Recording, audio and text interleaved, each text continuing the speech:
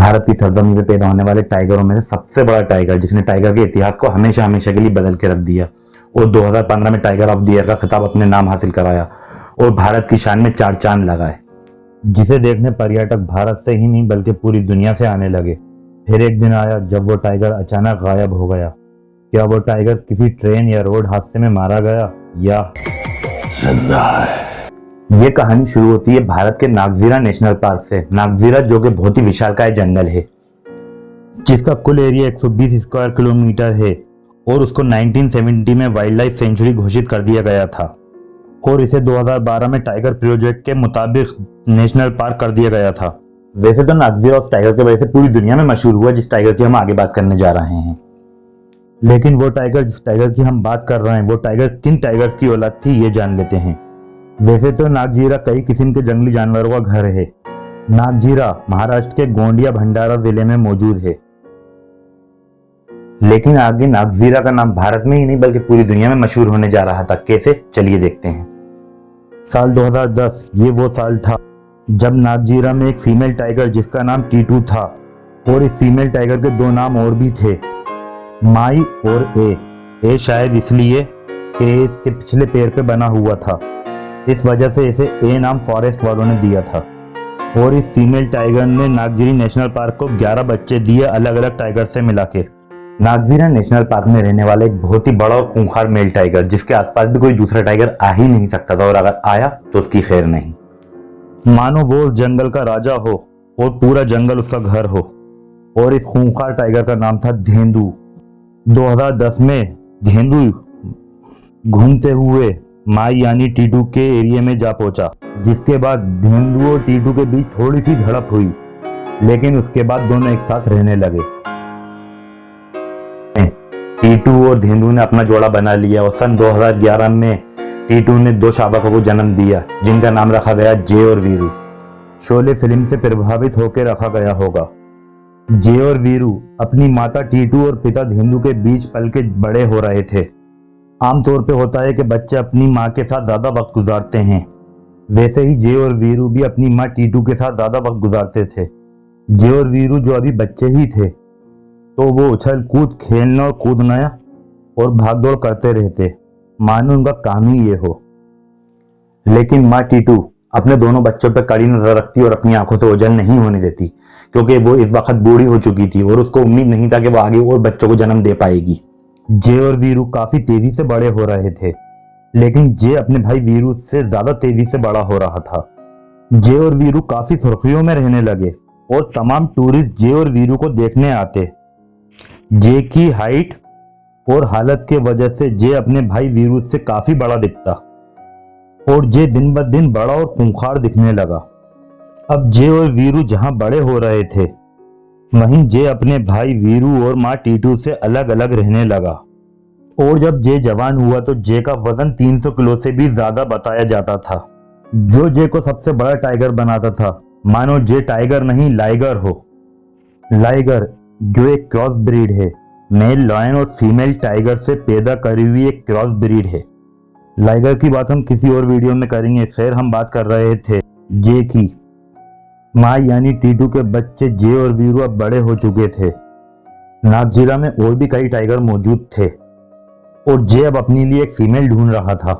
फिर एक दिन जे को मिलती है टाइग्रेस अल्फा, जो टीटू के 11 बच्चों में से एक थी, लेकिन अल्फा जे पे हमला कर देती है, मानो अल्फा जे के साथ अपना जोड़ा नहीं बनाना चाहती हो। और ये लड़ाई काफी खतरनाक साबित हुई, जिसने पूरा जंगल हिला के रख दिया और फिर जे वहां से चला गया। जैसे जे ने नागजीरा को छोड़ने की ठान ली हो और कई शहर, कई गांव, कई जंगल पार कर 130 किलोमीटर दूर उमेद जा पहुंचा। जबकि ज्यादातर टाइगर अपनी टेरिटरी पे राज करते हैं और अपनी टेरिटरी कभी नहीं छोड़ते, लेकिन शायद जे ने सारे टाइगरों से अलग होने की कसम खा रखी थी। कोई नहीं जानता था कि टाइगर जे 130 किलोमीटर दूर उमेद क्यों जा पहुंचा था, लेकिन जे की इस जर्नी ने पूरी दुनिया को चौंका के रख दिया था। लेकिन अब जे के सामने एक नई चुनौती खड़ी थी। उमेद में रहने वाले टाइगर, जो उमेद के जंगल में ही पैदा हुए और वहीं पले बड़े थे, जबकि जे उमेद के टाइगरों के लिए एक घुसपैठिया था। लेकिन जे ने उन टाइगरों से कुछ अरसा दूरी बनाए रखी। जे जो सबसे बड़ा और खूंखार उस वजह से जे से लड़ने की कोई कोशिश भी नहीं करता था और जे उमेद के पूरे जंगल में अपनी गन छोड़ने और पेड़ों पे अपने नाखूनों के निशान देने पे लग गया, मानो अब उमेद के जंगल पे जे का राज हो।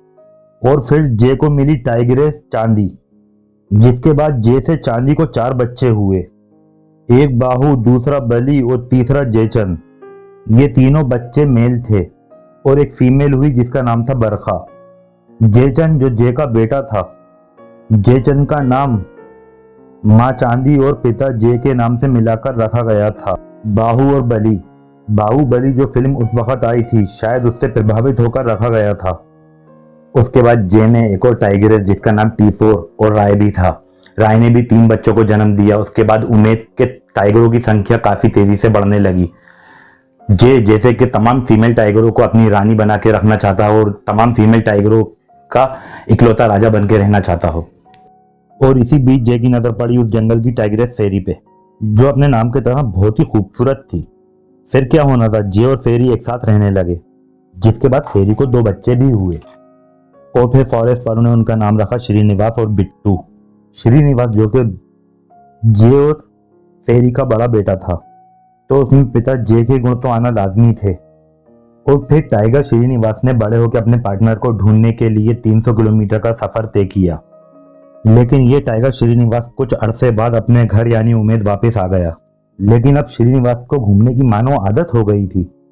और फिर एक दिन श्रीनिवास जंगल से निकल खेती वाले इलाके में जा पहुंचा और उस गांव वालों ने जंगली जानवरों से अपने खेतों को बचाने के लिए फेंसिंग की हुई थी। लेकिन बात सिर्फ फेंसिंग तक ही सीमित नहीं थी, क्योंकि गांव वालों ने फेंसिंग में करंट भी छोड़ रखा था, जिसमें श्रीनिवास घुसा और करंट लगने की वजह से श्रीनिवास की मौत हो गई। और उधर उमेद के सिंहासन पर बैठा जे, जो श्रीनिवास का बाप था। इसी वजह से श्रीनिवास की मौत के बाद फॉरेस्ट वालों की टेंशन बढ़ गई, क्योंकि श्रीनिवास जे का ही बेटा था और श्रीनिवास में घूमने की आदत पिता जे से ही आई थी। अब जे भी नहीं निकल जाए, ये डर फॉरेस्ट वालों को परेशान करता। अब फॉरेस्ट वालों ने दिन और रात एक कर दिए ताकि जे उनकी नजर से ओझल ना हो। लेकिन 2016 ये वो वक्त था जब जे दुनिया भर की मीडिया पे छाया हुआ था और दुनिया भर से टूरिस्ट जे को देखने आते थे। लेकिन अफसोस, फिर वक्त आया 19 अप्रैल 2016 जब जे को आखिरी बार देखा गया था। उसके बाद जे को ढूंढने के लिए फॉरेस्ट के आला अधिकारियों ने कई टीम बनाकर उमेद के जंगल के चप्पे चप्पे पे नाकाबंदी की। इसके बाद महाराष्ट्र गवर्नमेंट ने भी कई टीमें महाराष्ट्र के अतराफ के जंगलों में निकाली ताकि जे को ढूंढा जा सके। और तो और जे के लिए राज्यसभा में भी सीबीआई जांच की मांग की गई जे के लिए, लेकिन जे का कोई नामो निशान नहीं मिल रहा था, मानो जे टाइगर नहीं कोई चिड़िया हो और हवा में कहीं गायब हो गई हो। कई दिन भारत भर में जे की तलाश चली, लेकिन जे का कोई पता नहीं चला। आखिर जे गया तो गया कहाँ। जे की मोहब्बत बच्चे हों, बूढ़े हों या जवान, सबके दिलों में देखी जा सकती थी। इस वजह से सब दुआ और प्रार्थना करते और सरकार से जे को ढूंढने की मांग दी। लेकिन सरकार भी जे को ढूंढने के लिए दिन और रात एक कर दे रही थी। और फिर कुछ दिन बाद शायद जे की खबर आई थी। भारत के तेलंगाना के आदिलाबाद फॉरेस्ट में एक जे जैसे टाइगर को देखा गया। उसके बाद महाराष्ट्र के अधिकारी तुरंत हड़कंप में आए और उन्होंने तेलंगाना के फॉरेस्ट आला अधिकारियों के साथ बैठक कर जे को ढूंढने की बात की। फिर जे को तेलंगाना के फॉरेस्ट में काफी ढूंढा गया, लेकिन जे का कोई पता नहीं चला। शायद तेलंगाना के आदिलाबाद फॉरेस्ट में जिस टाइगर को देखा गया था वो शायद जे नहीं था, या फिर जे ही था। और अगर जे था तो वो उमेद से आदिलाबाद के सफर के बाद किसी एक और नए सफर पे चला गया, ये कोई नहीं जानता।